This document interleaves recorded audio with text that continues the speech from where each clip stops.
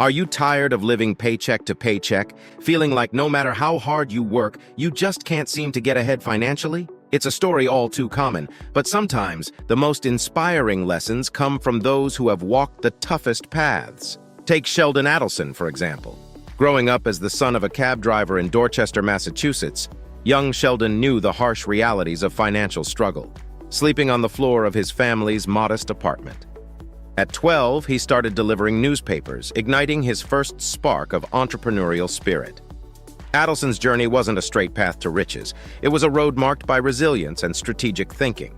After dropping out of college, he dabbled in everything from vending machines to real estate.